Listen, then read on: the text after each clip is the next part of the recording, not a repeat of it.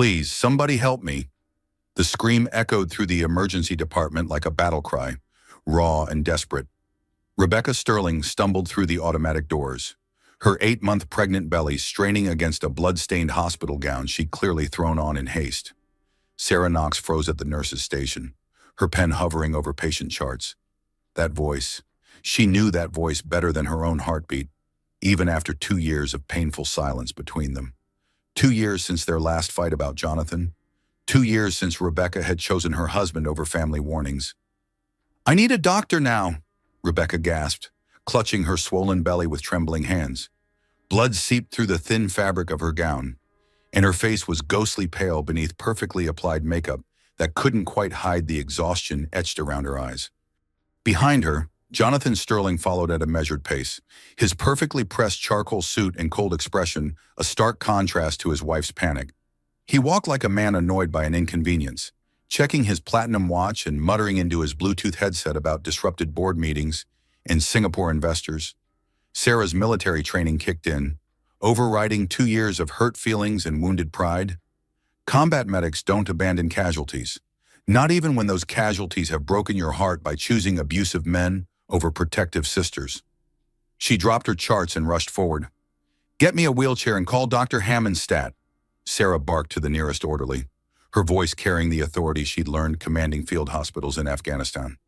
"And prep Trauma Bay 3. As she helped Rebecca onto the gurney, Sarah's trained eyes caught details that made her stomach clench.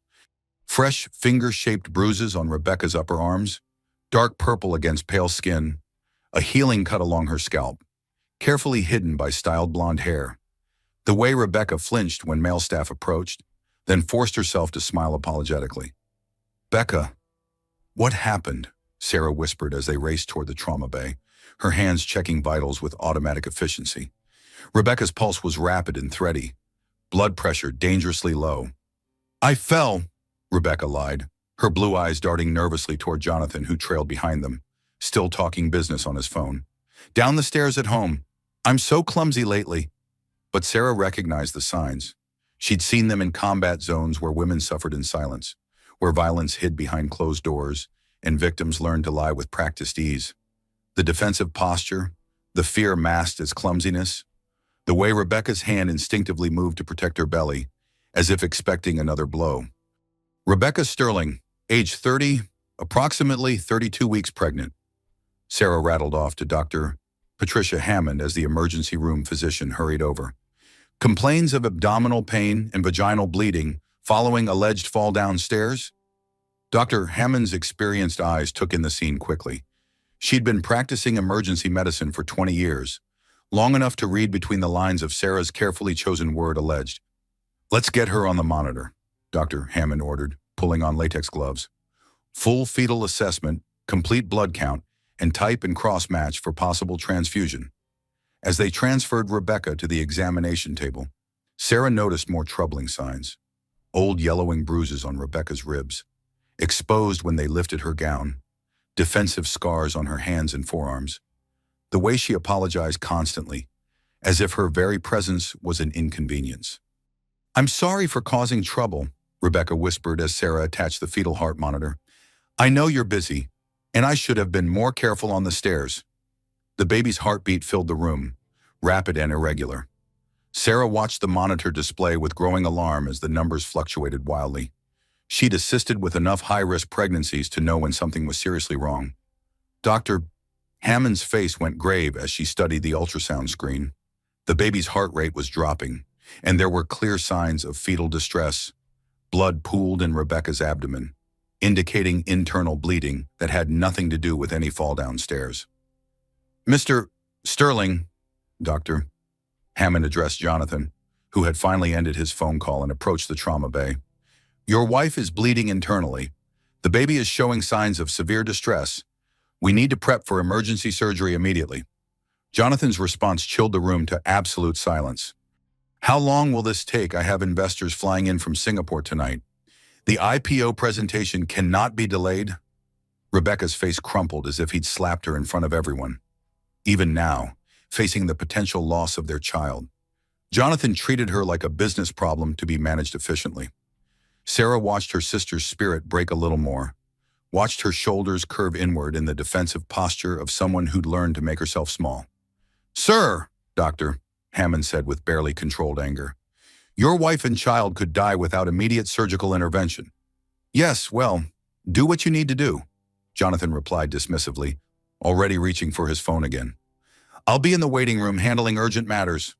Sarah remembered why she'd served 3 tours in Afghanistan, why she'd volunteered for the most dangerous assignments treating wounded soldiers under enemy fire. She'd fought to protect people who couldn't protect themselves. She'd sworn an oath to heal, to comfort, to never abandon those in need. Looking at her sister's broken expression, Sarah realized the war had followed her home. As they prepped Rebecca for emergency surgery, Sarah squeezed her sister's hand. Despite the pain and fear, Rebecca managed a weak smile that broke Sarah's heart all over again. "I missed you so much," Rebecca whispered. "I know you were right about him. I know you tried to warn me." "Save your strength," Sarah replied, but her voice was thick with emotion. "We're going to take good care of you and the baby." Dr. Hammond's expression grew increasingly grim as test results came back. The internal bleeding was severe, and the baby's distress signals were becoming critical. They had minutes, not hours, to act. "We need to move now," Dr. Hammond announced, releasing the brake on Rebecca's gurney. "Full surgical team to OR3 immediately." As Rebecca was wheeled toward the operating room, she grabbed Sarah's arm with desperate strength, her fingers digging in like claws. "If something happens to me," Rebecca whispered urgently, "protect my baby from him. Promise me, Sarah, protect my baby from becoming like his father." The words hit Sarah like shrapnel. Rebecca knew, deep down, past all the lies and excuses and desperate hope. Rebecca knew exactly what kind of man she'd married, and she was terrified of leaving her child alone with him. "I promise," Sarah said firmly, watching her sister disappear behind the surgical suite doors. "I promise you both will be safe."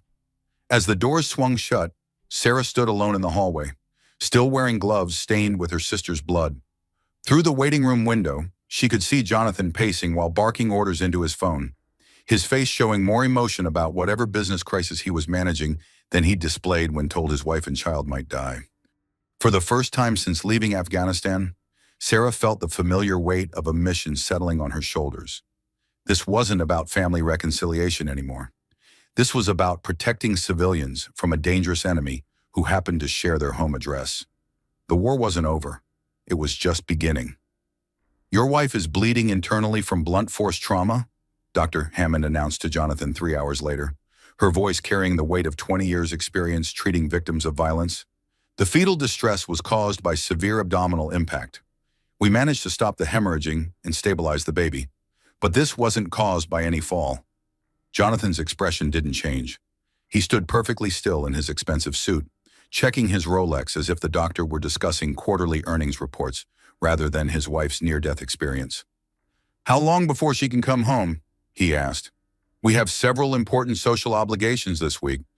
Sarah watched from the nurse's station, fury building in her chest like steam in a pressure cooker.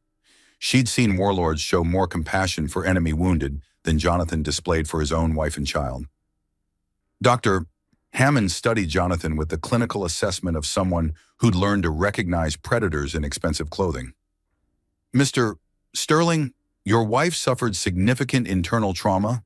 The impact pattern suggests—" "Doctor," Jonathan interrupted smoothly, "my wife is extremely clumsy, especially during pregnancy. She's always been accident-prone. I'm sure you understand how hormonal changes can affect coordination and judgment." The words were delivered with practiced ease, as if he'd rehearsed this exact conversation. Sarah realized with growing horror that he probably had. This wasn't his first time explaining away Rebecca's accidents to medical professionals. "Sir, I've been treating trauma victims for 2 decades, Dr. Hammond replied firmly. "These injuries are consistent with deliberate assault, not accidental falls." Jonathan's mask slipped for just a moment, revealing something cold and calculating beneath the concerned husband facade. "Doctor, I think you're overreaching your medical expertise. My wife's condition is clearly related to pregnancy complications exacerbated by her sister's military-related mental health issues." Sarah felt the words hit like a physical blow. Jonathan had just weaponized her combat service, turning her 3 tours in Afghanistan into ammunition against her credibility. She'd saved lives, treated wounded soldiers under enemy fire, earned commendations for bravery under impossible conditions, and now he was twisting her service into evidence of instability. "What's my sister's military service have to do with Rebecca's internal bleeding?" Sarah asked, stepping closer to the conversation. "Sarah, isn't it?" Jonathan turned toward her with a smile that never reached his eyes. "Rebecca's told me so much about your difficulties adjusting to civilian life. Post-traumatic stress can manifest in many ways, including false accusations and paranoid thinking about family members." Dr. Hammond looked between them, clearly recognizing the manipulation tactic. "Mr. Sterling, regardless of family dynamics, I'm required by law to report suspected domestic violence. These injuries require investigation." "Of course," Jonathan agreed readily. "I want what's best for my wife and child, but I hope you'll consider the source of these accusations. Rebecca's sister has been estranged from our family for 2 years due to her inability to maintain healthy relationships. Military trauma often creates distorted perceptions of normal family interactions." Sarah watched him work, grudgingly impressed by the skill of his manipulation. He wasn't denying the injuries that would be too easily disproven. Instead, he was building a narrative where Rebecca's wounds were real, but caused by her own clumsiness, and any testimony to the contrary came from an unreliable source with documented mental health issues. It was brilliantly executed psychological warfare. "I'd like to see my sister now," Sarah said firmly. "I'm afraid that won't be possible," Jonathan replied. "Rebecca needs rest, and frankly, your presence seems to agitate her. The stress isn't good for the baby." Dr. Hammond intervened. "Nurse Knox is part of our trauma team. She has legitimate medical reasons to check on the patient." But as they walked toward Rebecca's recovery room, Sarah noticed Jonathan following at a careful distance, always within earshot but never close enough to appear threatening to casual observers. Rebecca was awake but groggy from anesthesia, her face pale against white hospital pillows. The fetal monitor showed the baby's heartbeat had stabilized, but Rebecca's vital signs still indicated severe stress and trauma. "How are you feeling?" Sarah asked gently, checking the IV lines and monitoring equipment. "Tired," Rebecca whispered. "Is the baby okay?" "The baby's stable. Dr. Hammond says you'll both recover fully with proper rest and care." Rebecca's eyes darted toward the doorway, where Jonathan stood talking quietly with a well-dressed woman Sarah didn't recognize. Even heavily sedated, Rebecca tensed when she saw them together. "Who's that with Jonathan?" Sarah asked. "His public relations manager," Rebecca replied quietly. "Melissa something. She handles crisis management for Sterling Tech." Sarah felt another piece of the puzzle click into place. Jonathan hadn't just called lawyers, he'd activated his entire corporate damage control team. This wasn't a family emergency to him. It was a potential scandal requiring professional management. "Becca," Sarah said carefully, "I need to ask you something, and I need you to tell me the truth. Did Jonathan hit you?" Rebecca's hand moved instinctively to her bruised ribs, then stopped as she noticed Jonathan watching through the window. "I fell down the stairs, Sarah. I told you already." But her eyes said something entirely different. They screamed for help while her voice maintained the lie that had kept her alive for 2 years. "The medical evidence doesn't support that story," Sarah pressed gently. "Dr. Hammond says your injuries are consistent with being struck, not with falling." "Dr. Hammond is wrong," Rebecca insisted, but tears started flowing down her cheeks. "Jonathan loves me. He takes good care of me. He just gets stressed about work sometimes." Sarah recognized the classic pattern: minimizing, rationalizing, accepting blame for someone else's violence. She'd seen it in military families where power imbalances created perfect conditions for abuse. But she'd never seen it this close to home. "Becca, you almost died today. Your baby almost died. If someone is hurting you—" "No one is hurting me." Rebecca's voice rose, then immediately dropped to a whisper as she glanced nervously toward the door. "Please don't say things like that. Jonathan has a lot of important connections. People depend on Sterling Tech for their jobs. I can't be responsible for destroying all of that." The words revealed the trap Rebecca had been caught in. Jonathan hadn't just isolated her from family support, he'd convinced her that his success was her responsibility. that any threat to his reputation would destroy innocent people's livelihoods. Classic abuser tactic, making the victim complicit in maintaining the abuse by claiming others would suffer if the truth came out. "Rebecca," Sarah said firmly, "you're not responsible for other people's jobs. You're responsible for protecting yourself and your baby." "You don't understand," Rebecca sobbed quietly. "Jonathan's company is worth hundreds of millions. He has lawyers, connections, power I can't even imagine. If I leave him, I'll lose everything. My baby will have nothing." "Your baby will have a living mother." "Will I?" Rebecca's question hung in the air like smoke from a battlefield. "Jonathan said if I ever told anyone about our private business, he'd make sure I never saw my child again. He has custody lawyers on retainer. Sarah, he has judges who owe him favors. What chance do I have against all of that?" Sarah felt the full scope of Jonathan's control strategy revealing itself. He hadn't just been hitting Rebecca, he'd been systematically destroying her sense of agency, her belief in her own power, her connection to anyone who might help her fight back. Isolation, intimidation, economic control, legal threats. Textbook psychological warfare designed to create a victim who would never dare to fight back. Through the recovery room window, Sarah watched Jonathan charm the nursing staff with expensive coffee and concerned husband performance art, but his eyes remained cold and calculating, constantly assessing threats and managing his public image. "I want to help you," Sarah said, "but I need you to trust me." "I can't," Rebecca whispered. "Not yet. It's too dangerous." As if summoned by their conversation, Jonathan appeared in the doorway with a massive floral arrangement and his practiced smile. "How's my beautiful wife feeling?" he asked, his voice warm with false concern. "I brought your favorite roses."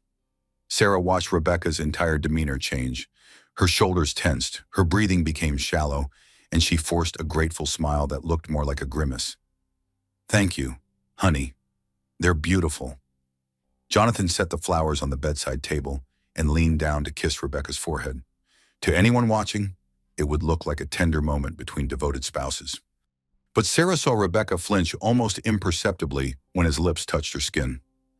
"The doctors say you need lots of rest," Jonathan continued.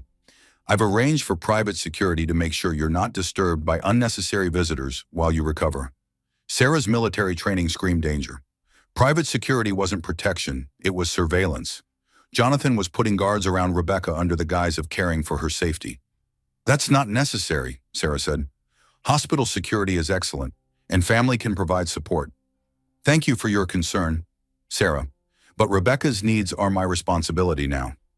Jonathan's tone remained pleasant, but his eyes conveyed a clear message: back off. "Actually, Dr. Hammond appeared in the doorway. "I need to discuss some concerns with both family members present." Jonathan's jaw tightened almost imperceptibly. "Of course, doctor. Whatever's best for Rebecca's health." But Sarah could see him calculating, planning his next move in this chess match where her sister's life hung in the balance. The war was escalating. The internal bleeding was caused by blunt force trauma to the abdomen. Dr. Hammond announced to Sarah privately 3 hours after Jonathan had left to handle urgent business matters. "These weren't injuries from a fall. Someone struck your sister with significant force." Sarah stood in the empty family consultation room, fluorescent lights humming overhead like insects. Through the window, she could see Rebecca sleeping fitfully, still connected to monitors that tracked both her heartbeat and her baby's fragile life. "I know," Sarah replied quietly, "but she won't admit it. She's terrified of him." "I've seen this pattern before with wealthy abusers," Dr. Hammond continued. "They use their resources as weapons, legal teams, social connections, financial control. They make victims believe resistance is impossible." Sarah's mind shifted into tactical mode, the same mental framework she'd used planning medical evacuations under enemy fire. Assessment, resources, objectives, threats. Rebecca was the casualty. Jonathan was the enemy. The baby was the mission. "What can we do legally?" Sarah asked. "I'm required to report suspected domestic violence, but that's also dangerous. Documentation can protect victims, but it can also escalate violence if the abuser feels cornered." Sarah understood. Too early, and the report would alert Jonathan to increase his control measures. Too late, and Rebecca might not survive the next accident, Can I review Rebecca's medical history? Sarah asked. I'm her next of kin and a medical professional. Dr. Hammond hesitated, then pulled up Rebecca's file on the computer terminal. What Sarah saw made her stomach drop. 5 emergency room visits in the past 2 years. Broken wrist from jogging accident. Concussion from walking into cabinet door. Bruised ribs from slipping in shower. Each incident had occurred within days of major Sterling Tech milestones, company expansion announcements, IPO preparation meetings, board presentations. The pattern was clear. Jonathan's violence escalated when he felt professional pressure or stress. He took out his business frustrations on his wife, then used his resources to cover up the evidence. Look at the insurance information, Dr. Hammond said quietly. Sarah scrolled down and felt her blood run cold. Rebecca had been using company health insurance under a slightly altered name, Rebecca S. Sterling instead of Rebecca Ann Sterling. The billing address was a P.O. box, not their home address. She's been hiding the medical visits from him, Sarah realized, or he's been forcing her to hide them to avoid creating a paper trail that could damage his reputation if they ever divorced. Sarah thought about Jonathan's perfectly orchestrated public image. Sterling Tech was preparing for a massive IPO that would make him worth hundreds of millions. Any hint of domestic violence charges would destroy investor confidence and tank the company's valuation. Rebecca wasn't just a wife to him, she was a potential liability that had to be managed carefully. I need to talk to her again, Sarah said. When she returned to Rebecca's room, her sister was awake and staring out the window at the city skyline. In daylight, the bruises on her arms looked even darker, and Sarah noticed a healing cut on Rebecca's scalp that had been hidden by carefully styled hair during the previous visit. How are you feeling? Sarah asked. Scared, Rebecca admitted quietly. Not about the medical stuff, about what comes next. Sarah pulled a chair close to the bed and sat down. Tell me what you're afraid of. Jonathan's already planning damage control. I heard him on the phone with his lawyers while I was pretending to sleep. They're building a case that I'm mentally unstable, that you're filling my head with paranoid delusions because of your PTSD. The strategy was sophisticated and cruel. Jonathan was preemptively discrediting both potential witnesses against him while appearing concerned and supportive to outside observers. What else did you hear? He's hired private investigators to dig up information about your military service, looking for anything that makes you appear unreliable. Medical records, incident reports, anything he can use to paint you as an unstable veteran with grudges against successful men. Sarah felt a chill of recognition. Jonathan wasn't just defending himself, he was going on the offensive, using her own service record as ammunition against her. Her deployment medical files, her combat stress evaluations, her therapy sessions after returning home, all of it could be twisted to support his narrative. He's also contacted hospital administration, Rebecca continued, claiming that having you on my care team violates conflict of interest policies because of our contentious family history and your documented mental health issues. The trap was brilliant and brutal. Jonathan was systematically removing every potential ally Rebecca had, while maintaining the appearance of a concerned husband, protecting his fragile wife from unstable family members. Becca, I want you to know that none of that matters to me. I'm not going anywhere. But what if they make you go away? What if they transfer you to another department or suspend you while they investigate his complaints?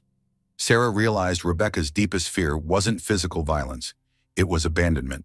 Jonathan had spent 2 years isolating her from family and friends, convincing her that no one would help her, that she was completely alone. The possibility of losing Sarah again terrified her more than the threat of more beatings. Look at me, Sarah said firmly. I survived 3 combat tours in Afghanistan. I've treated wounded soldiers while enemy mortars exploded around our field hospital. I'm not afraid of some corporate bully in an expensive suit. Rebecca's eyes filled with tears. But he's not just some bully, Sarah. He's incredibly smart, incredibly connected, and he has unlimited resources. He owns judges, politicians, police chiefs. He's donated millions to charities, sits on hospital boards, employs thousands of people. Who's going to believe 2 women against all of that? The scope of Jonathan's power network was staggering, but Sarah had fought against overwhelming odds before. In Afghanistan, she'd learned that even the most well-equipped enemies had vulnerabilities if you were patient enough to find them. Does he hit you regularly? Sarah asked. Rebecca was quiet for a long time. It's not regular.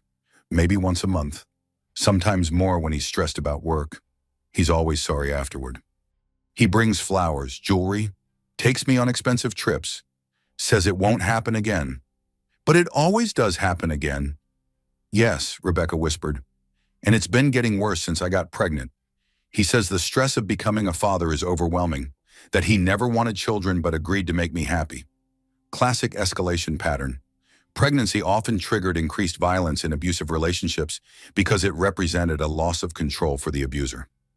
The victim's attention shifted to the baby. Their body changed beyond the abuser's control, and the legal complications of divorce became more complex with children involved. Have you ever thought about leaving?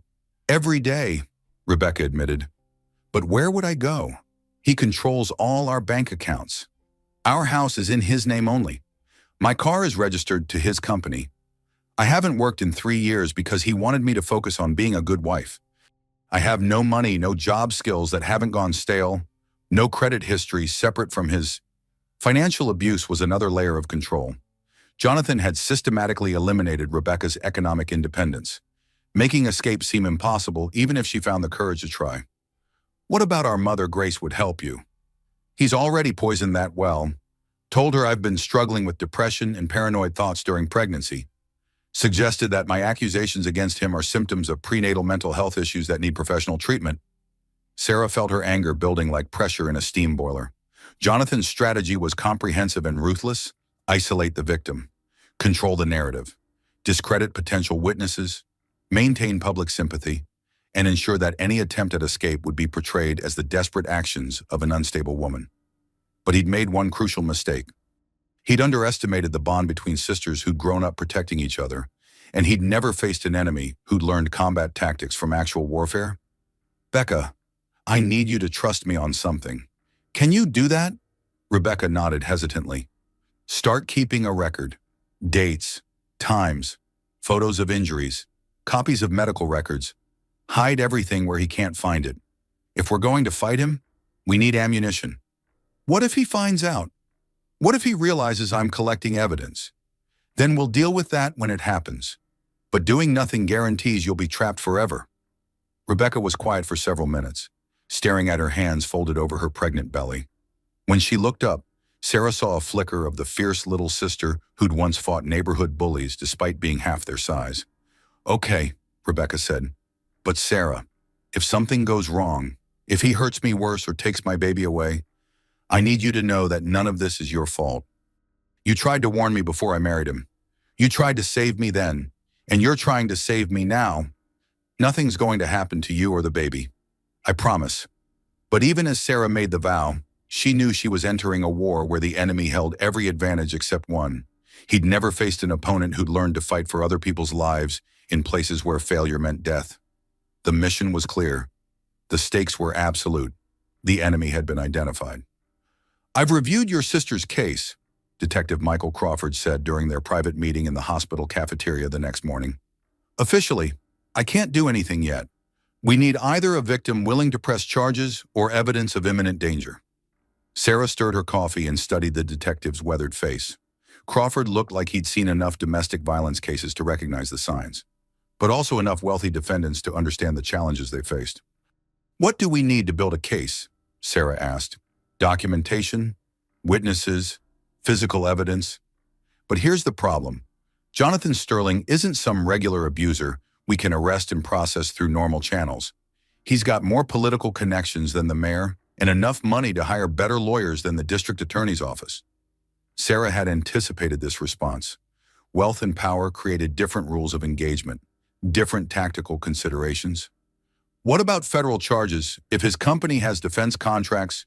Interesting angle, Crawford interrupted. Sterling Tech does have several lucrative government contracts for surveillance software. Any evidence of domestic violence might trigger security clearance reviews, especially if it suggests psychological instability or vulnerability to blackmail. For the first time since this nightmare began, Sarah felt a spark of strategic hope.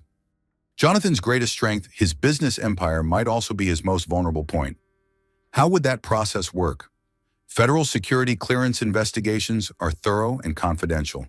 They interview associates, review medical records, examine financial patterns, the kind of scrutiny that makes wealthy men very nervous. Sarah filed this information away for future use, but first, she needed to ensure Rebecca's immediate safety.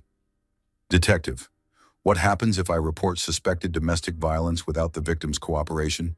The report gets filed. We conduct a preliminary investigation, but without victim testimony, prosecution is unlikely. However, it does create official documentation that can be crucial if the violence escalates. That afternoon, Sarah returned to Rebecca's room to find Jonathan holding court with several hospital administrators. He was dressed impeccably as always, playing the role of concerned husband and generous hospital benefactor. "Ah, Sarah," Jonathan said when he noticed her arrival. "Perfect timing. I was just explaining to Mr. Williams here about the generous donation Sterling Tech is planning for the new maternity ward." Hospital Administrator Williams beamed with gratitude. "Mr. Sterling's commitment to community healthcare is truly inspiring. We're so fortunate to have community leaders like him supporting our mission." Sarah watched the performance with grudging respect for its skillful execution. Jonathan was building goodwill and social capital that would make questioning his character seem ungrateful and petty. "Actually," Jonathan continued, "I wanted to discuss a small concern about staffing assignments. Given the personal history between Rebecca and her sister, I'm worried that having Sarah involved in her care might create unnecessary emotional stress during this delicate time." Williams nodded sympathetically. "Family dynamics can complicate medical care. Perhaps it would be better to assign a different nurse to Mrs. Sterling's case." "That won't be necessary," Dr. Hammond interjected, appearing suddenly at Sarah's shoulder. "Nurse Knox is one of our most experienced trauma specialists. Medical decisions will be based on clinical expertise, not family politics." Jonathan's smile never wavered, but Sarah caught a flash of irritation in his eyes. "Of course, doctor. I just want what's best for Rebecca's recovery." After the administrators left, Jonathan approached Sarah directly. "You know, I understand why you might have concerns about Rebecca," he said quietly. "Military service can create hypervigilance, a tendency to see threats where none exist. It's not your fault, it's a natural consequence of combat trauma." The words were delivered with apparent sympathy, but Sarah recognized the manipulation technique. He was offering her an excuse to blame her concerns on PTSD, accept the comfortable narrative that her perceptions were distorted, and everyone could move forward without uncomfortable questions. "My perception is fine," Sarah replied calmly. "I see exactly what's happening here." "What do you think you see?" "I see a man who shows more emotion about business meetings than his wife's life-threatening medical emergency. I see someone who's more concerned about hospital donations and public image than his pregnant wife's injuries. I see classic patterns of control and intimidation." Jonathan's mask slipped slightly. "You see what you want to see. Rebecca is clumsy, has always been accident-prone. Pregnancy makes it worse. I've been patient and supportive through dozens of minor injuries over the years. Dozens of injuries. Rebecca never told you. The broken wrist last year, the concussion the year before, various cuts and bruises from falls and accidents. I've spent thousands on medical bills. Never complained. Always been understanding about her coordination problems." Sarah realized Jonathan was building a historical narrative that portrayed Rebecca as naturally injury-prone, someone whose current trauma was just the latest in a long series of accidents. It was brilliant defense strategy, preemptive explanation that would make future injuries seem predictable rather than suspicious. "Where were you when Rebecca fell down the stairs?" Sarah asked. "At the office, unfortunately. Saturday morning board meeting preparation. When I got home, I found her bleeding and immediately brought her here.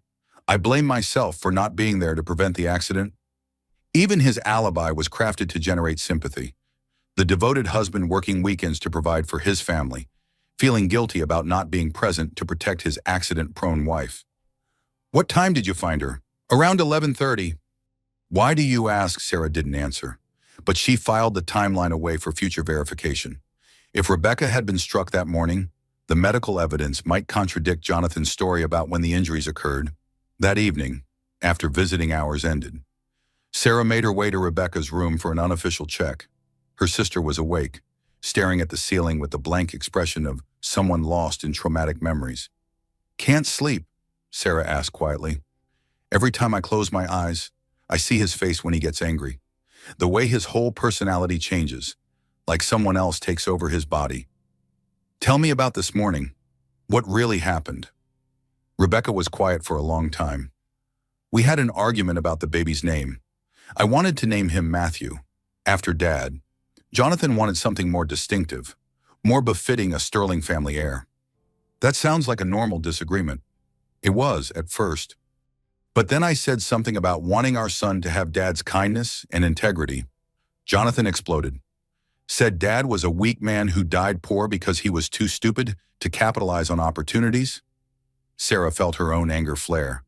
Their father had been a high school teacher who devoted his life to helping struggling students. He died of cancer when Sarah was deployed overseas, leaving behind a legacy of lives touched and communities improved. Calling him weak was unforgivable. What happened next? Jonathan grabbed me by the shoulders and started shaking me, screaming about how I was already poisoning his son against him with sentimental garbage about my pathetic family. Then Rebecca's voice broke. Take your time. He punched me in the stomach, said he'd rather have no child than one raised to be soft like the Sterling women. The words hit Sarah like physical blows. Jonathan hadn't just lost his temper, he deliberately targeted Rebecca's pregnancy, attacking both mother and unborn child in a calculated act of violence. That's when I started bleeding and called for help. But by the time we got here, he'd already invented the story about falling downstairs. Becca, this is attempted murder. He could have killed you and the baby. I know, Rebecca whispered, and he knows it too. I think that scared him enough to make him more careful about covering his tracks. Sarah understood now why Jonathan had been so prepared with explanations and alibis. This morning's violence had crossed a line even for him, and he was desperately trying to control the aftermath. We need to report this, Sarah said. Not yet. He's planning something. I can see it in how he's been talking to people, building sympathy, managing the narrative. If we move too fast, he'll destroy us both. Rebecca was right. Jonathan was conducting his own information warfare campaign, and they needed to be equally strategic in their response. What do you want to do? Exactly what you suggested yesterday. Document everything. Build evidence. Wait for the right moment. But Sarah, when we do make our move, we have to be absolutely certain we can win. Because if we fail, I'll never get another chance. Outside the hospital window, the city lights twinkled like distant stars. Somewhere out there, Jonathan was planning his next moves in this deadly game of chess where Rebecca and her baby were the ultimate prizes. Sarah thought about the tactical principle she'd learned in military training. Sometimes the best defense is preparation for an inevitable offense.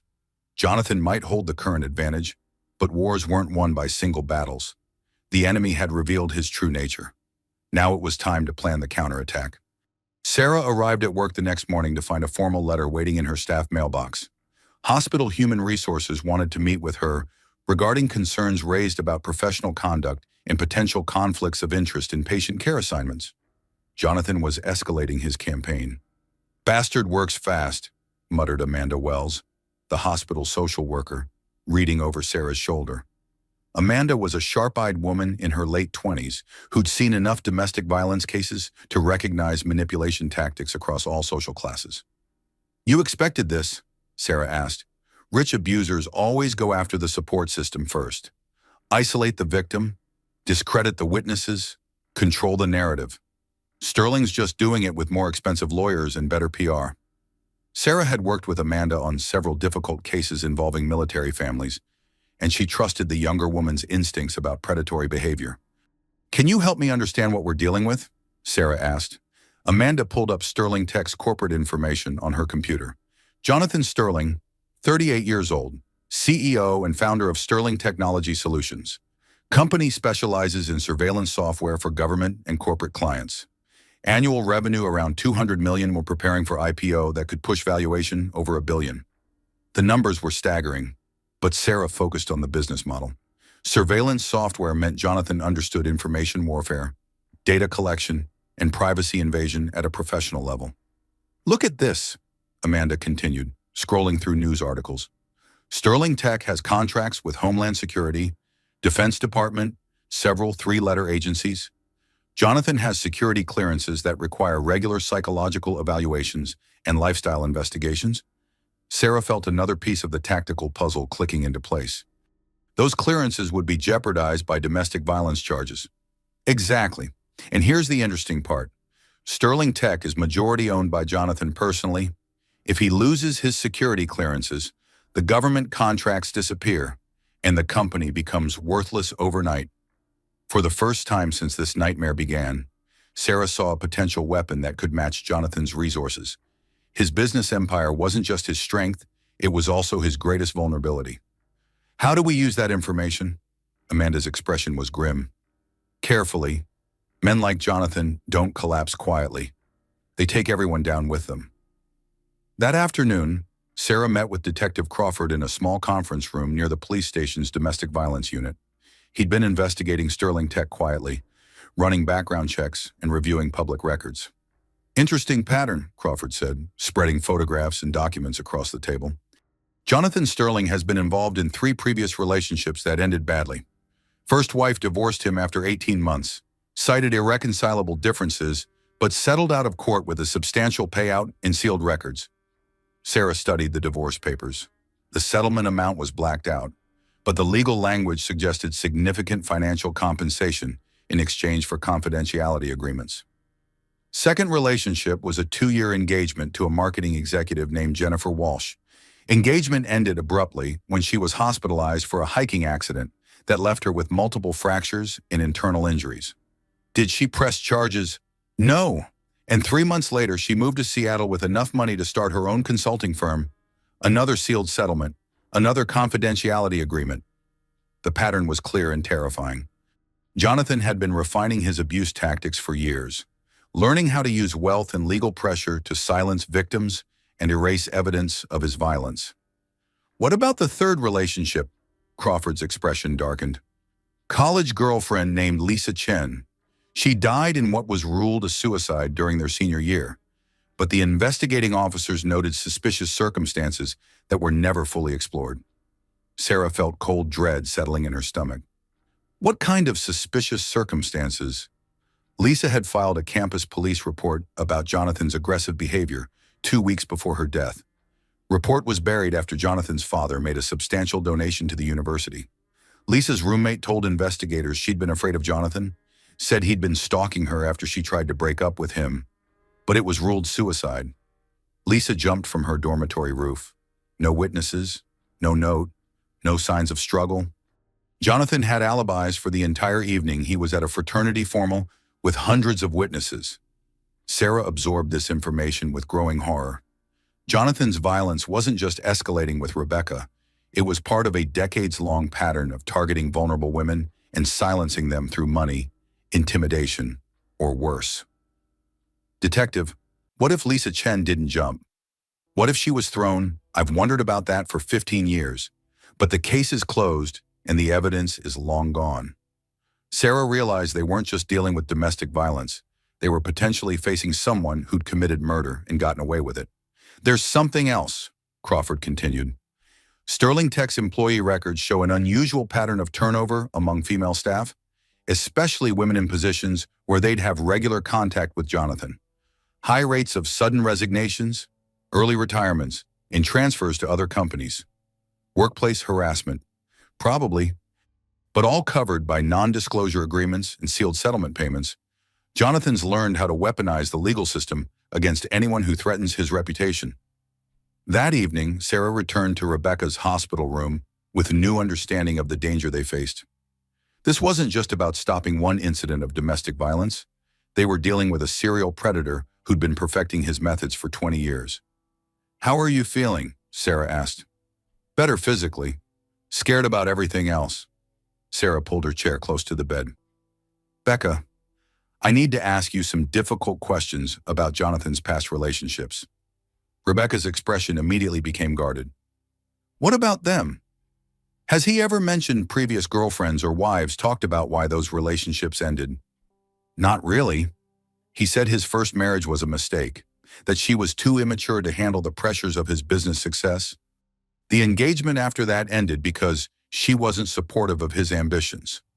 Exactly the kind of victim-blaming narrative Sarah would expect from someone with Jonathan's psychological profile. Did he ever mention anyone named Lisa Chen? Rebecca went very still. How do you know that name? Police records. She was his college girlfriend. She died under suspicious circumstances.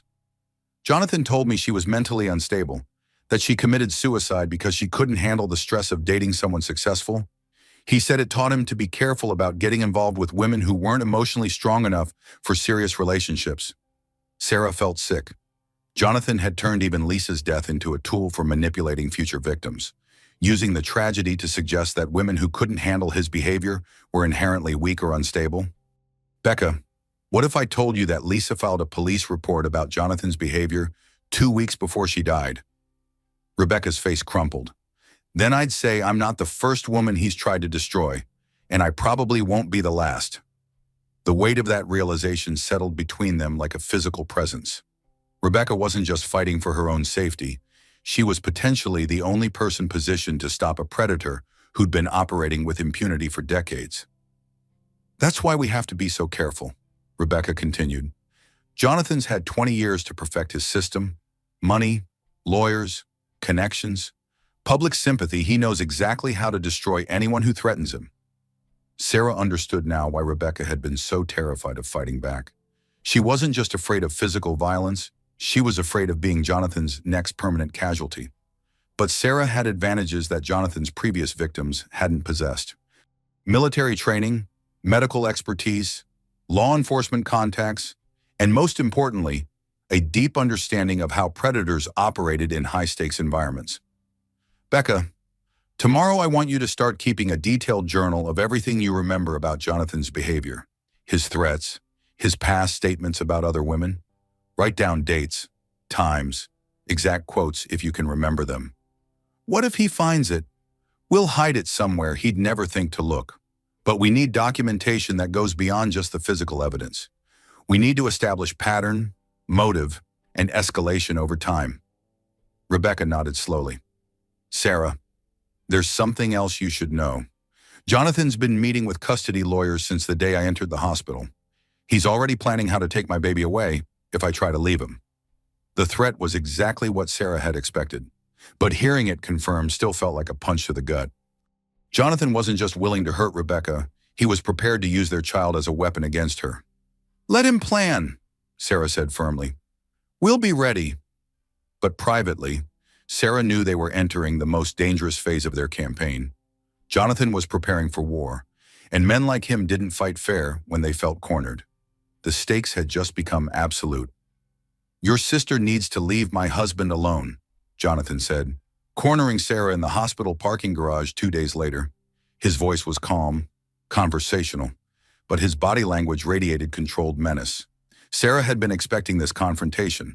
Men like Jonathan eventually abandoned subtle manipulation in favor of direct intimidation when other tactics failed. I'm just doing my job, Sarah replied evenly, not stepping back despite every instinct screaming at her to maintain distance from a known predator. Your job is providing medical care, not filling my pregnant wife's head with paranoid delusions about her loving husband. The words were chosen carefully. Paranoid delusions was the exact phrase Jonathan had been using with hospital administrators, police, and anyone else who might investigate Rebecca's injuries. Those aren't delusions. Those are facts supported by medical evidence. Jonathan stepped closer, invading her personal space in a way designed to trigger fight-or-flight responses. Medical evidence shows my wife fell downstairs. Everything else is speculation from a combat veteran with documented PTSD issues. Sarah recognized the tactic. He was trying to provoke a reaction that would support his narrative about her instability. One aggressive move, one shouted response, one moment of lost control, and Jonathan would have witnesses to her threatening behavior. I saw the ultrasound results, Sarah said quietly. I saw the internal bleeding patterns. I know what blunt force trauma looks like. You know what you want to see, Jonathan countered. But courts require proof, not assumptions from biased family members with personal vendettas. Sarah realized he was essentially confessing while simultaneously explaining why that confession wouldn't matter. He was confident that his resources and connections made him untouchable. What do you want from me? Sarah asked.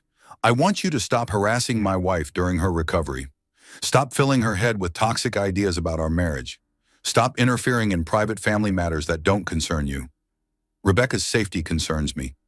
Rebecca's safety is my responsibility, not yours. I've been protecting and providing for her while you were playing soldier overseas. I know what's best for my family." The dismissive reference to Sarah's military service was designed to minimize her credibility while asserting Jonathan's authority. But Sarah heard something else in his tone, genuine frustration that his usual control tactics weren't working as effectively as expected. "If you're such a good husband, why is Rebecca afraid to be alone with you?" Jonathan's mask slipped for just a moment, revealing cold rage underneath the concerned husband performance. "Rebecca's pregnant and emotional. Pregnancy hormones can cause irrational fears and mood swings. Any obstetrician will confirm that." Even when confronted directly, Jonathan had ready explanations that pathologized Rebecca's reactions while positioning himself as the patient, understanding caregiver. "That's not what I see," Sarah said. "What you see doesn't matter," Jonathan replied, his voice dropping to a whisper. "What matters is what you can prove in court, and you can't prove anything, because there's nothing to prove." Sarah felt the full weight of his confidence in that moment. Jonathan genuinely believed he was untouchable, that his money, connections, and legal preparation made him immune to consequences. "Are you threatening me?" Sarah asked clearly, loud enough for her words to carry in the concrete garage space. "I'm not threatening anyone," Jonathan replied smoothly, immediately returning to normal conversational volume. "I'm simply asking you to respect my family's privacy during a difficult time." But his eyes conveyed a different message. "Challenge me again, and I'll destroy your career, your reputation, and your future." That afternoon, Sarah found an envelope in her staff mailbox containing copies of her military medical records, personnel evaluations, and therapy session notes from her post-deployment treatment. Someone with serious resources had obtained sealed federal documents and was prepared to use them against her. The message was clear: Jonathan could access any information about her life, her service record, her vulnerabilities. He was demonstrating the scope of his investigative capabilities while reminding her that privacy was a luxury he could revoke at will. Amanda Wells found Sarah sitting in the break room, staring at the leaked documents spread across the table. "Jesus Christ," Amanda muttered, recognizing the implications immediately. "He really did get your military files. That's federal law violation right there." "He's showing me what he's capable of," Sarah replied. "This is psychological warfare." "It's also stupid. Using illegally obtained federal records as intimidation creates a paper trail back to whoever procured them. Jonathan just gave us evidence of witness tampering and privacy violations." Sarah looked up sharply. "You think we can use this against him?" "Maybe. But first we need to understand how he got access to classified military medical records. That level of document procurement suggests either high-level government connections or criminal conspiracy." That evening, Detective Crawford reviewed the leaked documents with growing amazement and anger. "Someone with serious federal access pulled these files," he confirmed. "Military medical records are classified information that requires specific clearances and legal justification to obtain. Can we trace who requested them? With a federal investigation? Yes, but that requires probable cause and jurisdictional cooperation that could take months to arrange." Sarah felt the tactical situation clarifying. Jonathan had made a critical error by escalating to federal document theft. His demonstration of power had also created evidence of criminal activity that went far beyond domestic violence charges. "Detective, what if Sterling Tech's government contracts gave Jonathan legitimate access to federal databases that he's now using illegally for personal purposes?" Crawford's expression sharpened. "That would be abuse of security clearances, misuse of classified systems, and violation of about 15 federal statutes. Career-ending, company-destroying stuff. How do we prove it? We need evidence that Jonathan personally requested or received these documents through official channels, then used them for unauthorized purposes." Sarah thought about Rebecca's journal, about the documentation they'd been building, about Jonathan's pattern of using his professional resources for personal control. What if we could demonstrate a pattern of using Sterling Tech resources for domestic surveillance and intimidation? That would trigger a federal security review that could shut down all of Jonathan's government contracts pending investigation. For the first time since this war began, Sarah saw a path to victory that matched Jonathan's own weapons against him. His greatest strength, his security clearances and government connections, could become his greatest vulnerability if they could prove he'd been abusing those privileges. But they needed Rebecca's cooperation to build that case, and Rebecca was still terrified of Jonathan's retaliation. The next morning, Sarah returned to her sister's room to find Rebecca packing a small overnight bag. "Going somewhere?" Sarah asked. "Home," Rebecca replied quietly.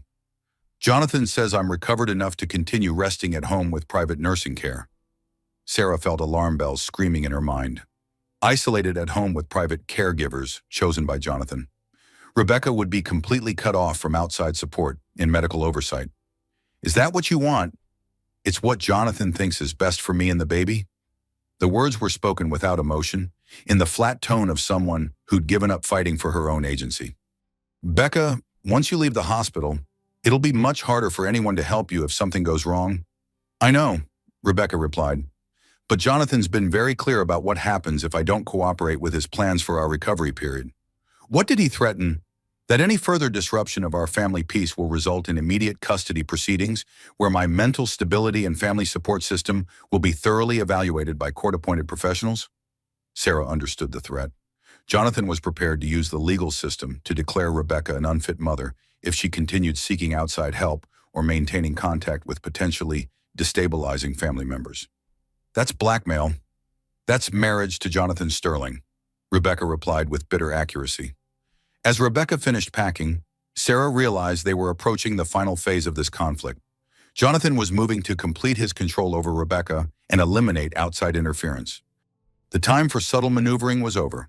The time for direct engagement had arrived. But first, Sarah needed to ensure that when Jonathan made his next move, it would be captured on record by people positioned to use that evidence against him. The trap was ready. Now they just needed the predator to spring it. Sarah burst through the hospital room door just as Jonathan's hand flew toward Rebecca's face.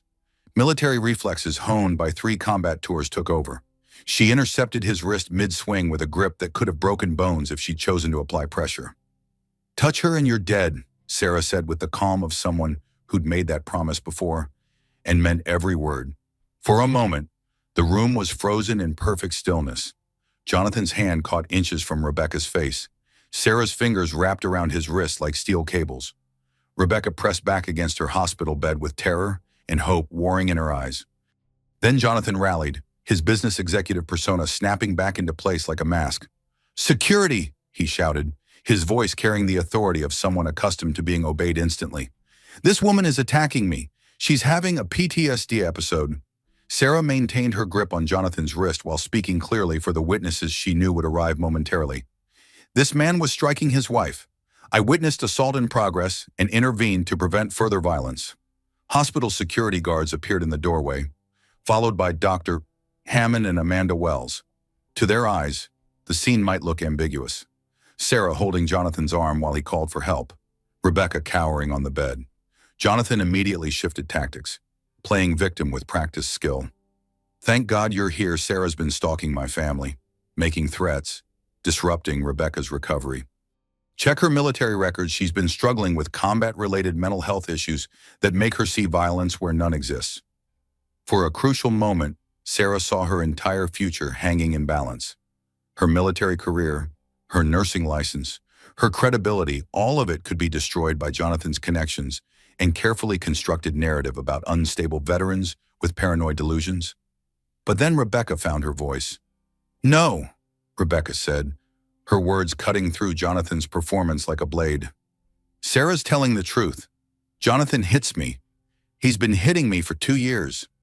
The simple statement landed in the room like a grenade, after months of lies, excuses, and careful cover-ups. Rebecca had finally spoken the truth in front of witnesses who couldn't be bought or intimidated. Jonathan's expression shifted through surprise, rage, and calculation before settling on concerned husband dealing with his wife's mental breakdown. "Rebecca, honey, you're confused. Pregnancy hormones and the trauma of your accident have affected your thinking. You need professional help, not these paranoid fantasies about our marriage." But Amanda Wells stepped forward with a manila folder thick with documentation. "Actually, Mr. Sterling, We have extensive evidence supporting domestic violence allegations, hospital records, police reports, and testimony from multiple witnesses. Sarah watched Jonathan's confidence flicker as he realized his opponents had been building a case while he'd been focused on controlling the immediate situation. "You'll never prove anything," Jonathan said, his voice carrying the steel of someone who'd survived legal challenges before. "My lawyers will destroy all of you. Rebecca's mentally incompetent pregnancy hormones, family trauma, unreliable testimony influenced by her disturbed sister." But Detective Crawford stepped into the room, flanked by 2 additional officers. "Actually, Mr. Sterling, we've been investigating your activities for several weeks. We have physical evidence, witness testimony, and documentation of a pattern of abuse spanning multiple relationships." Jonathan's mask was cracking now, revealing the cold calculation beneath his public persona. "Pattern of abuse. My previous relationships ended amicably. Any allegations to the contrary are covered by confidentiality agreements that prevent false accusations. Confidentiality agreements don't prevent federal investigation of security clearance violations," Crawford replied calmly. "We've traced the illegal procurement of classified military records back to Sterling Tech's government database access. That's federal crime territory. Mr. Sterling."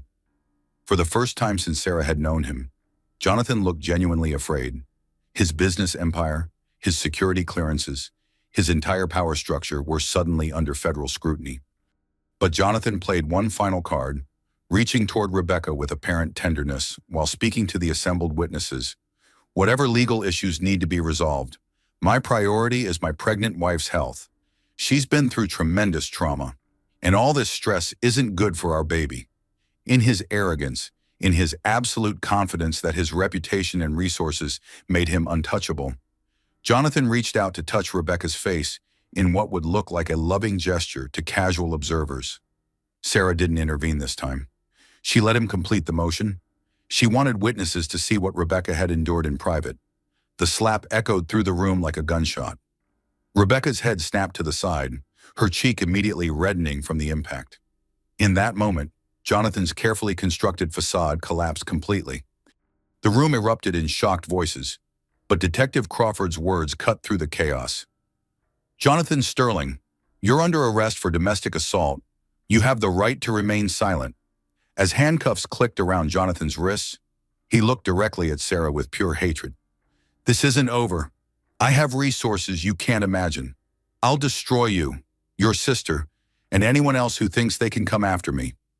But Sarah saw something else in his eyes, the dawning realization that his money and connections couldn't erase what a room full of witnesses had just observed. "The only thing you've destroyed is your own life," Sarah replied quietly. "Rebecca's finally free."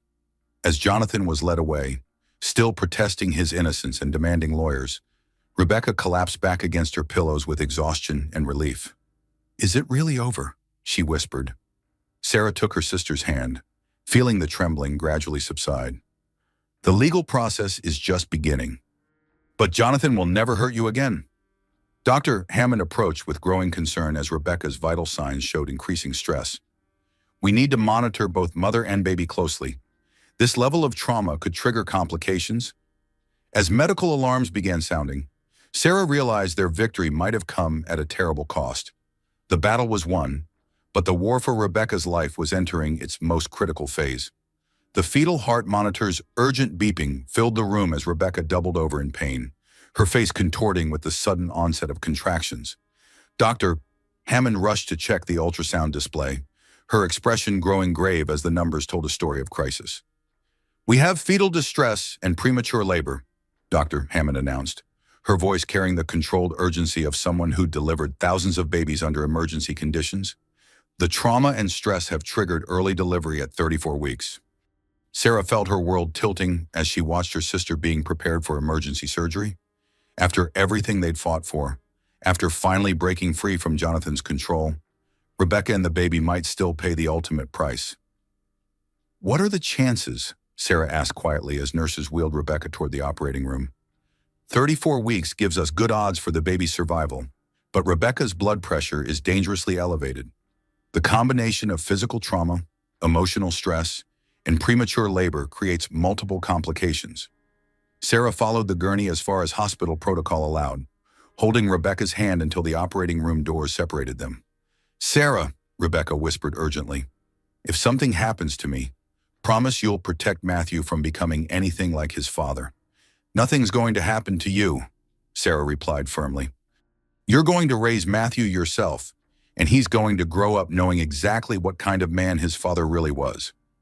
But as the doors swung shut, Sarah stood alone in the hallway, still wearing scrubs stained with her sister's blood, facing the possibility that victory over Jonathan might not matter if Rebecca didn't survive to enjoy her freedom. Tyler arrived within minutes, having driven straight from the firehouse when Sarah called.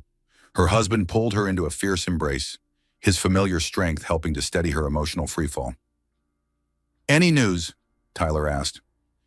"Emergency cesarean section." Rebecca's pressure spiked after the confrontation with Jonathan, triggered premature labor with complications. "And Jonathan, in custody, but his lawyers are probably already working on bail arrangements. Rich men don't stay in jail long, even for documented assault." Tyler's jaw tightened with the controlled anger of someone who'd seen too many domestic violence calls end badly. "What do we do if he gets out?" Sarah realized she hadn't thought beyond the immediate crisis of protecting Rebecca from Jonathan's violence. Now they faced the longer-term challenge of ensuring safety for Rebecca and baby Matthew in a legal system that often favored wealthy defendants with expensive attorneys. Amanda Wells approached with a tablet full of legal documents and procedural forms. "We need to discuss protection options while Rebecca's in surgery. Jonathan's lawyers have already filed for emergency custody of the baby, claiming Rebecca's unstable and dangerous." The speed of Jonathan's legal response was breathtaking and terrifying. Even from a jail cell, he was continuing his campaign to control Rebecca through threats against their child. "Can they do that?" Sarah asked. "Rich men with good lawyers can file anything." The question is whether courts will take emergency custody claims seriously when the father is currently in jail for assaulting the mother. Sarah understood that Jonathan's wealth and connections created different rules of engagement, even in the criminal justice system. Bail, plea bargains, suspended sentences, money could transform serious felonies into minor inconveniences for people with sufficient resources. "What can we do?" "Document everything."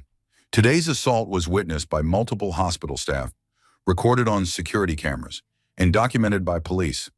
That evidence creates a foundation for permanent protective orders and custody restrictions. Detective Crawford arrived with updates that were both encouraging and sobering. Jonathan made bail, but it's set at $2 million with restrictions. No contact with Rebecca or the baby, surrender of passport, GPS monitoring, and supervised visits only if custody is granted. $2 million isn't much for someone worth hundreds of millions, Tyler observed grimly. True, but federal investigators are now involved because of the security clearance violations. Sterling Tech's government contracts are under review, which could destroy the company's value overnight. Sarah felt a flicker of tactical satisfaction. Jonathan's demonstration of power through leaked military records had created the very federal scrutiny that threatened his entire empire. "How long before we know about the baby?" Amanda asked. "Emergency cesarean sections at 34 weeks usually take 2 to 3 hours, depending on complications," Sarah replied, falling back on medical knowledge to maintain emotional control. As they settled into the surgical waiting room, Sarah reflected on how quickly their lives had been transformed. This morning, Rebecca had been a victim trapped by fear and isolation. Now she was a survivor fighting for her life and her child's future, surrounded by people committed to protecting both. Grace Sterling arrived within the hour, her face streaked with tears and set with determination. Rebecca's mother had driven straight from her home upstate, and she looked like she was prepared for battle. "Where is he?" Grace demanded, her normally gentle voice carrying steel that reminded Sarah exactly where she and Rebecca had inherited their fighting spirit. "In jail," Sarah replied. "Finally." "Good. And where's my daughter?" "Emergency surgery." The stress triggered premature labor. Grace's expression softened with worry before hardening again with resolve. "That baby is going to need all the protection we can give him. Jonathan's not going to give up custody without a fight." "He's facing federal charges now," Detective Crawford explained. "Security clearance violations, illegal document procurement, witness intimidation." The domestic violence charges are just the beginning. Grace nodded grimly. I should have spoken up years ago when I first suspected he was hurting Rebecca. I should have intervened before it escalated this far. You couldn't have known how dangerous he really was, Sarah said. None of us understood the full scope of his control tactics. But you figured it out, Grace replied. You came home from war zones to fight another battle for family. I'm proud of you for not giving up on your sister. As evening settled over the hospital, Dr. Hammond finally emerged from the operating room. Her expression was cautiously optimistic, but Sarah could see the exhaustion of someone who'd fought hard to save 2 lives. Both mother and baby are stable, Dr. Hammond announced, her words carrying the weight of answered prayers. Rebecca lost a significant amount of blood and required transfusion, but she's responding well to treatment. Matthew weighed 4 pounds, 8 ounces small but strong. He's breathing independently and showing good vital signs. Sarah felt her knees buckle with relief. Tyler caught her arm, steadying her as the full impact of their survival hit her emotional system. Can we see them? Grace asked. Rebecca's still unconscious from surgery, but stable. Matthew's in the neonatal intensive care unit for monitoring, but you can visit briefly. As they made their way to the NICU, Sarah thought about the long road ahead. Legal battles, custody fights, recovery from trauma, rebuilding Rebecca's independence, all of it would require sustained effort and vigilance. But for the first time since this nightmare began, Sarah felt genuine hope. Rebecca had survived. Matthew had survived. Jonathan was facing consequences that his money and connections couldn't easily dismiss. The most dangerous battle was over. Now came the work of healing and rebuilding lives that had been shattered by years of carefully concealed violence. Looking through the NICU window at her tiny nephew sleeping peacefully in his incubator, Sarah made a silent vow that Matthew Sterling would grow up surrounded by protection, love, and strong role models who would teach him that violence was never acceptable. The war was ending. The peace would be even harder to win. He's beautiful, Rebecca whispered, holding Matthew for the first time 3 days after the emergency delivery. The baby was still small, but his grip was strong as he wrapped tiny fingers around his mother's thumb. Sarah watched her sister cradle her son with the fierce protectiveness of someone who'd nearly lost everything. The bruises on Rebecca's face were fading, but her eyes held a new hardness, the look of someone who'd survived hell and was determined never to go back. Any word from Jonathan's lawyers? Rebecca asked quietly, as if speaking his name might summon him back into their lives. They're trying to arrange supervised visitation rights, but Judge Martinez denied the request pending resolution of criminal charges, Amanda Wells reported. Federal investigators are also building cases for security clearance violations and illegal surveillance activities. Sarah felt cautious satisfaction at Jonathan's legal troubles multiplying. Sterling Tech's stock price had crashed when news of the CEO's arrest went public, wiping out hundreds of millions in company value and triggering investor lawsuits. What about custody long-term? Grace asked, settling into the chair beside Rebecca's bed. Their mother had been a constant presence since Matthew's birth, rebuilding the family connections that Jonathan had worked so hard to sever. That's more complicated, Amanda admitted. Even with criminal convictions, fathers retain parental rights unless courts determine they pose ongoing danger to children. Jonathan's lawyers will argue that domestic violence toward the mother doesn't automatically disqualify him from supervised custody. Rebecca's grip tightened protectively around Matthew. I won't let him anywhere near my son, not after what he did. We'll fight every legal battle necessary, Sarah promised, but it's going to require documenting everything, building comprehensive evidence of why Jonathan poses a continuing threat. Dr. Hammond joined their family conference with updates on Rebecca's physical recovery. Medically, you're healing well. Blood counts are normal. Surgical incision is clean, and you should be ready for discharge within a few days. What about Matthew? He's gaining weight and hitting all the developmental milestones we expect for premature infants. Another week in NICU for monitoring. Then he should be ready to go home. Home. The word carried complicated implications now. Rebecca's house was technically marital property, filled with memories of violence and control. She'd need somewhere safe to rebuild her life with Matthew. You're both staying with us until you find a permanent place, Tyler announced, speaking for the first time since entering the room. We've converted the spare bedroom into a nursery, and our security system is military grade. Sarah squeezed her husband's hand gratefully. Tyler understood that protecting family sometimes required long-term commitment, not just immediate intervention. "I can't ask you to," Rebecca began. "You're not asking," Grace interrupted firmly. "You're accepting help from people who love you. That's what families do."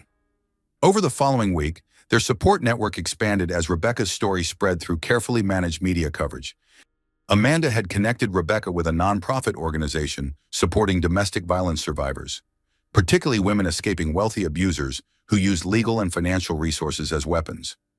"Your case is getting national attention," explained Jennifer Walsh, the organization's director and herself a survivor of Jonathan's violence from years earlier. "Women are coming forward with similar stories about wealthy men using the same control tactics."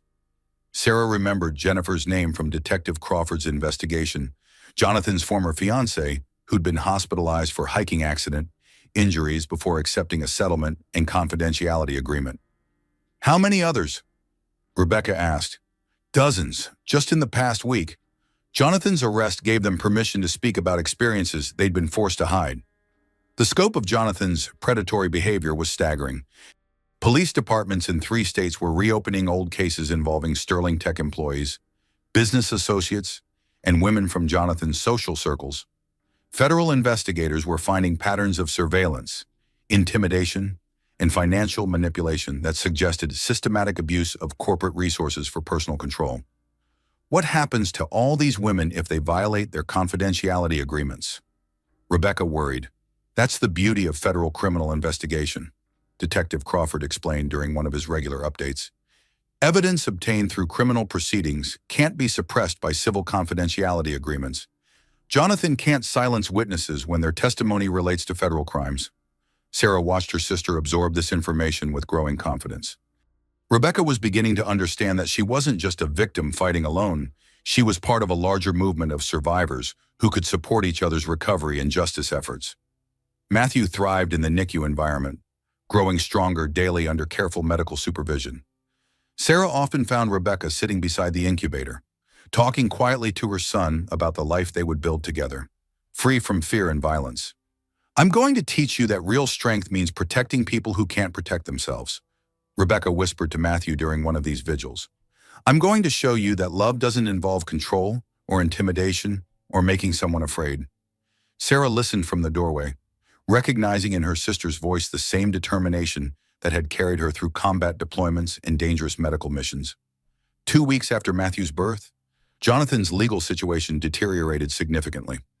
Federal prosecutors filed charges including security clearance violations, illegal surveillance, witness intimidation, and conspiracy to obstruct justice.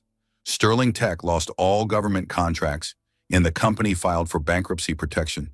"His entire empire is collapsing," Amanda reported with satisfaction. "No more resources for expensive lawyers or private investigators." But Sarah knew that desperate men often became more dangerous, not less, when their control systems failed. "What's his bail status?" Sarah asked Detective Crawford. "Still out on GPS monitoring, but federal charges usually mean pretrial detention. We're pushing for bail revocation based on ongoing witness intimidation."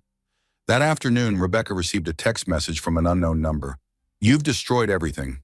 I hope you're proud of yourself. This isn't over."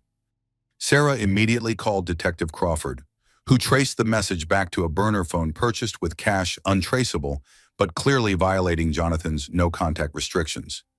"This gives us grounds for bail revocation," Crawford confirmed. "Judge Martinez takes protection order violations seriously, especially when they involve threats to domestic violence survivors." Within hours, Jonathan was back in custody, his bail revoked pending trial. Sarah felt a weight lift from her shoulders as she realized her sister and nephew were finally truly safe from immediate physical threat. "How are you feeling about all this?" Sarah asked Rebecca that evening as they sat in the NICU watching Matthew sleep peacefully. "Guilty," Rebecca admitted quietly. "Dozens of people lost their jobs when Sterling Tech collapsed. Jonathan's parents are devastated. His business partners are facing lawsuits. Sometimes I wonder if I should have just stayed quiet and endured it." Sarah recognized the classic survivor's guilt, taking responsibility for consequences that actually resulted from the abuser's choices, not the victim's courage in speaking truth. Becca, you didn't destroy those jobs. Jonathan destroyed them when he chose to abuse his power and commit federal crimes. You didn't ruin his parents' lives. Jonathan did that when he became a violent predator who used his family's resources to hurt vulnerable women. But if you hadn't fought back, he would have eventually killed you, just like he probably killed Lisa Chen in college. Then Matthew would have grown up with a murderer for a father and no mother to protect him. Rebecca was quiet for a long moment, studying her son's peaceful expression.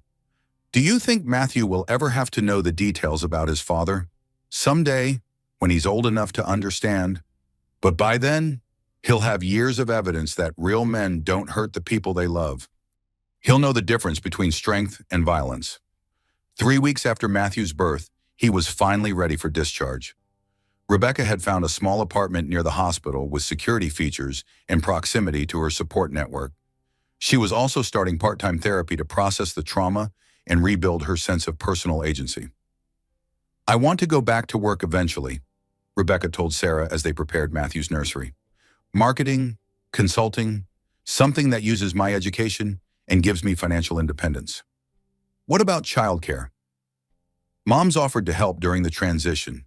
Tyler's Firehouse has connections with reliable babysitting services for first responders' families. We'll figure it out. Sarah heard something new in her sister's voice. Confidence, planning, hope for the future. The woman who'd once been terrified of making any decision without Jonathan's approval was now taking charge of rebuilding her entire life. The legal proceedings moved forward with steady progress.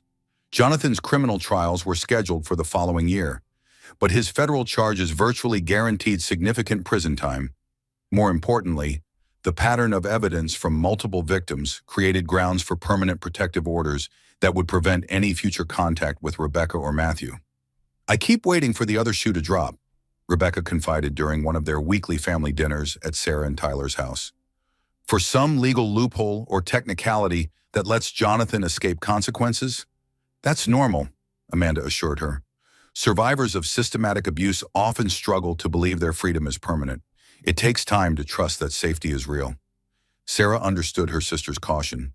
Years of living under Jonathan's control had taught Rebecca to expect punishment for any act of independence or resistance. Healing from that psychological conditioning would take longer than physical recovery from violence. But Sarah also saw daily evidence of Rebecca's growing strength. The way she advocated for Matthew's medical care, the confident manner in which she interviewed potential childcare providers, the firm boundaries she maintained with well-meaning relatives who suggested forgiveness and moving on too quickly. I'm proud of you, Sarah told Rebecca one evening as they watched Matthew learning to focus his eyes on colorful toys. Not just for surviving, but for how you're building a new life for both of you. I couldn't have done any of this without you, Rebecca replied. You came home from war to fight another battle for family? That means everything to me. Sarah thought about her military service, about the missions that had seemed so important at the time, about the lives she'd saved in combat zones thousands of miles away. None of those achievements felt as significant as helping her sister escape from domestic terrorism disguised as marriage. We protected each other, Sarah said simply. That's what sisters do. As winter settled over the city, their lives found new rhythms of healing and hope. Rebecca's therapy sessions helped her process trauma while building strategies for independent living.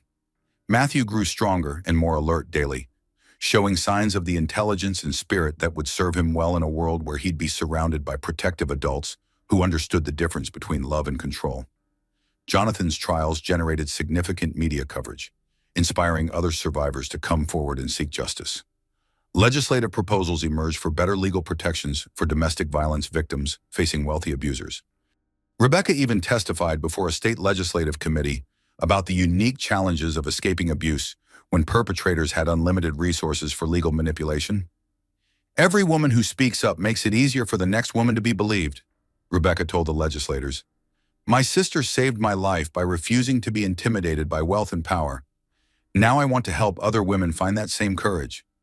Sarah watched her sister transform from victim to survivor to advocate, using her painful experience to create positive change for other women facing similar dangers.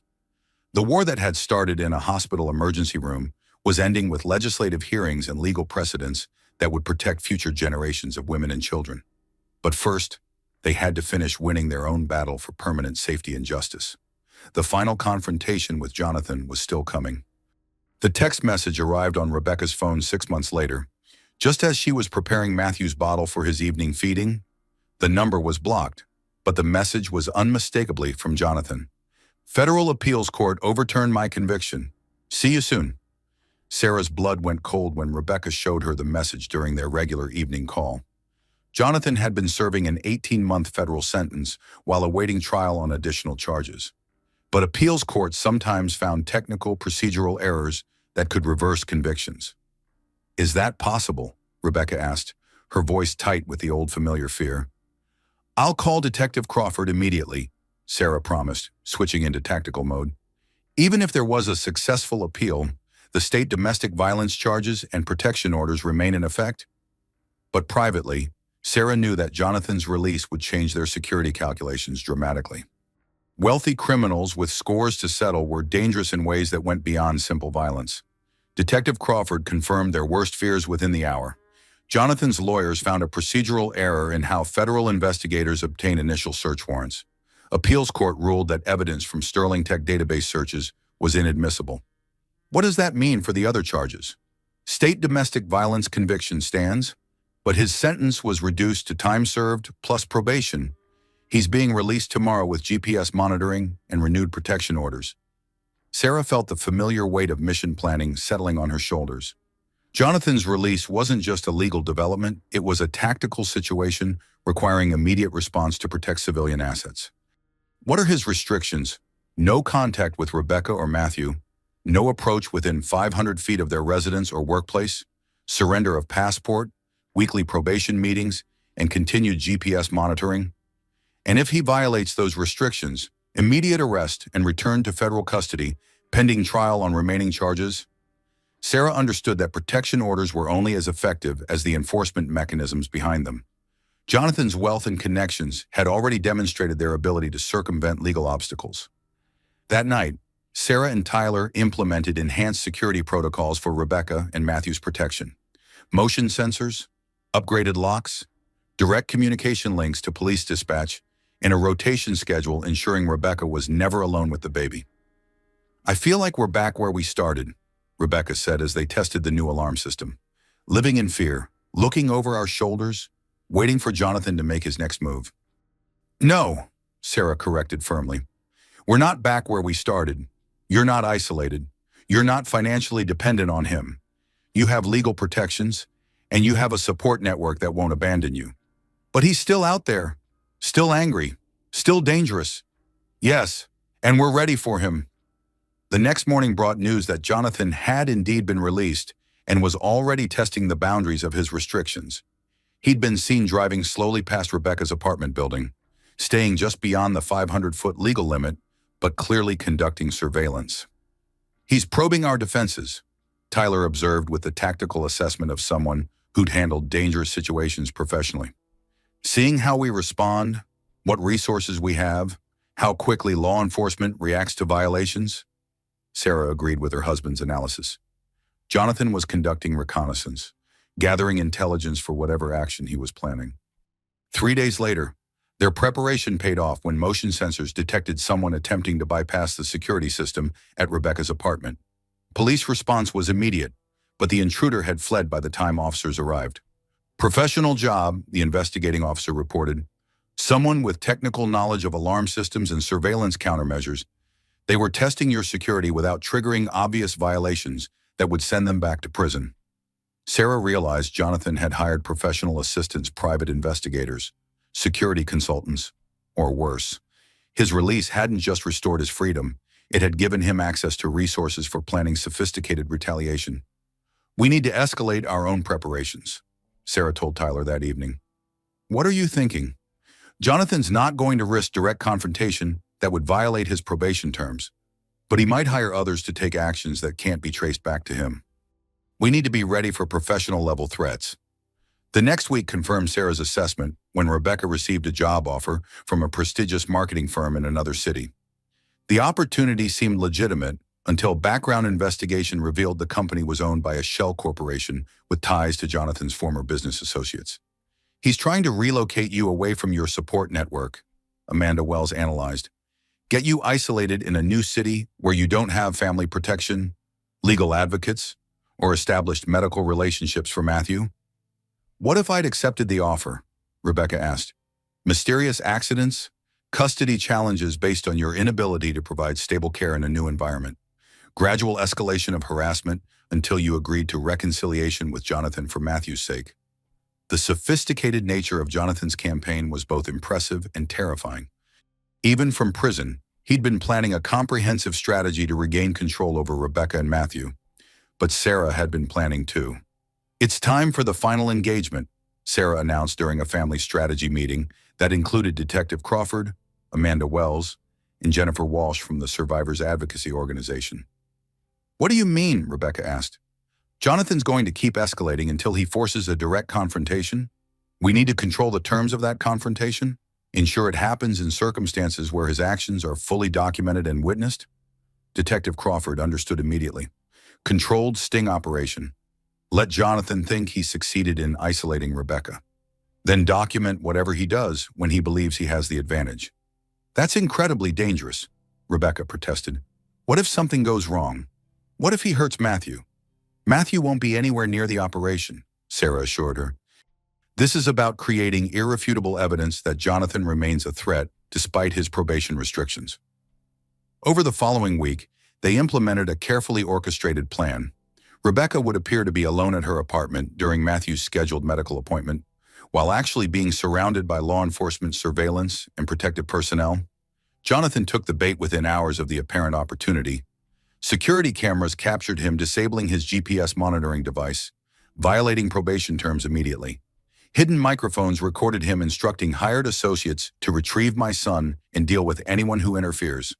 When Jonathan and two associates breached Rebecca's apartment expecting to find her alone and vulnerable, they instead found Detective Crawford and federal agents waiting with arrest warrants. Jonathan Sterling, you're under arrest for violation of probation, conspiracy to commit kidnapping, in violation of federal protection orders, Crawford announced as handcuffs clicked around Jonathan's wrist for the final time. Jonathan's expression as he realized he'd been outmaneuvered was worth every risk they'd taken. For the first time in his life, his money and connections couldn't protect him from the consequences of his choices. This is entrapment, Jonathan protested as he was led away. I was set up by unstable individuals with personal vendettas. This is justice, Sarah replied calmly. You've been held accountable by people who refuse to be intimidated by wealth and power. 6 months later, Jonathan was sentenced to 15 years in federal prison without possibility of parole. Sterling Tech's remaining assets were liquidated to pay restitution to victims and cover legal costs. Most importantly, permanent termination of parental rights ensured that Matthew would grow up free from his father's influence. How do you feel? Sarah asked Rebecca after the final sentencing hearing. Free, Rebecca replied simply. For the first time in years, genuinely free. Sarah watched her sister playing with Matthew in the courthouse hallway, surrounded by the family and friends who'd supported their fight for justice. Rebecca had not only survived domestic terrorism disguised as marriage, she'd transformed her survival into advocacy that had helped dozens of other women escape similar situations. You know what's interesting, Rebecca said as they prepared to leave the courthouse. I used to think strength meant enduring pain silently, accepting whatever treatment people chose to give me. Now I know strength means asking for help when you need it, speaking truth even when it's dangerous, and refusing to let powerful people hurt vulnerable ones. Sarah felt profound pride in her sister's journey from victim to survivor to advocate. The woman who'd once been too terrified to report domestic violence was now testifying before congressional committees about legal reforms to protect abuse survivors from wealthy perpetrators. As they walked toward their cars, Sarah's phone buzzed with an emergency dispatch from the hospital. Another domestic violence case, another woman in crisis, another opportunity to use her skills and experience to protect someone who couldn't protect themselves. Go, Rebecca said, recognizing the look on Sarah's face. Someone else needs what you gave me. Sarah hugged her sister and nephew goodbye, then headed toward the hospital where another battle was beginning. But this time, she carried the confidence of someone who'd proven that even the most powerful predators could be defeated by people willing to fight for justice. The war that had started with Rebecca's desperate cry for help in the emergency department had ended with legislative changes, legal precedents, and a new generation of advocates committed to protecting vulnerable women and children. But Sarah knew there would always be another emergency call, another woman in crisis, another chance to prove that love and courage could triumph over wealth and violence. "Please, somebody help me," came the familiar cry as Sarah entered the hospital. "We've got this," she replied as moving toward the sound with the steady confidence of someone who'd learned to win battles that others thought were unwinnable. The mission continued. The victory was permanent. And Matthew Sterling would grow up in a world where his mother's courage had made safety possible for countless other families facing similar dangers. Justice, Sarah had learned, wasn't just about punishment for perpetrators. It was about creating a world where the next generation didn't have to fight the same battles their parents had survived. The war was over. The peace was just beginning.